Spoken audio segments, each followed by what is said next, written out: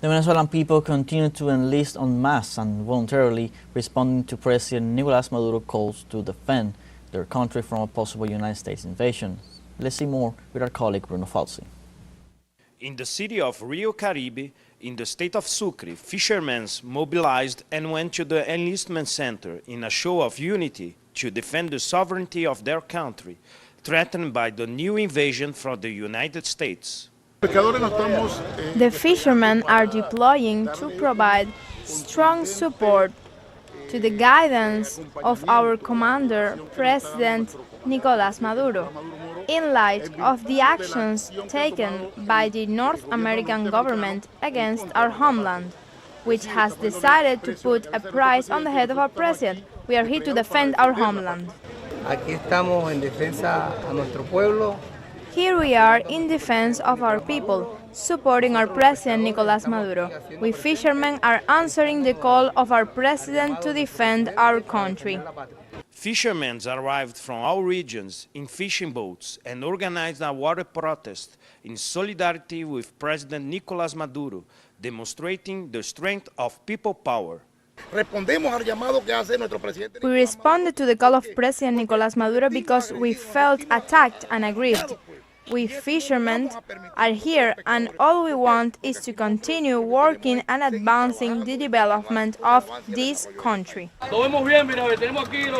We see all well. We have coastal vigilantes here, and we don't want any intruders from another country to come here to Venezuela. We don't want anything to do with gringos. We want to work in peace because we are Venezuela, and Venezuela is free. Organized fishing youth also came out to enlist in defense of their participatory democracy, which they had so arduously won. Today we are here as youth fishing. We are in the activity enrolling all fishermen in the militia as we are guided by our president Nicolás Maduro, guidance from which we reject as young people all these sanctions by this North American empire, saying that here is a loyal conscious community. Venezuela is a place of peace, and we are willing to continue defending our country as necessary. A resounding response from the Venezuelan people to the USA, as people massively attended various enlistment points throughout the country in a demonstration of national unity to defend their revolution. In the camera of Jorman Medina, Bruno Falsi, Caracas, Venezuela, for teleSUR. And Barbados Prime Minister Mia Mottley announced plans to establish an Institute for Democracy and Governance in the Caribbean following the declaration of Latin America and the Caribbean as a zone of peace. This statement was made in a context of a new U.S. inherence with its military and naval presence in the Caribbean Sea. In a message published in the social media, ex-Prime Minister Mia Mottley says that regional leaders must ensure that the Caribbean remains a zone of peace and has announced plans to establish a Caribbean Institute for Democracy and Political Governance at the University of the West Indies Cave Hill campus. And in Panama, the Constituent Congress of the Broad Front for Democracy came to an end in the run-up to the upcoming elections to be held in 2029. The voting process, which saw massive participation of 87% of the 192 voters distributed across 5 polling stations, was described by the organization as a triumph for social movements.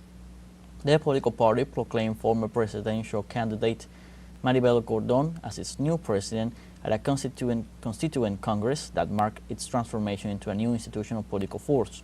With this official status, the Broad Front for Democracy has met all the electoral regulations, requirements, and is preparing to channel societal discontent and propose an alternative to further democracy. In Bolivia, the highest electoral authority plans to issue the official call for the second round of general elections on August 27th. The election will be between Rodrigo Paz of the Christian Democratic Party and Jorge Quiroga of the Free Alliance, both of whom have right-wing agendas. Supreme Electoral Court member Francisco Vargas announced that on August 26th, the full chamber will meet to announce the total and final results of the general elections held on August 17th. On Monday, August 25th, the plurinational electoral body is expected to consolidate the official count that will be presented at the session. The Venezuelan people continue to enlist en masse and voluntarily, responding to President Nicolás Maduro's calls to defend their country from a possible United States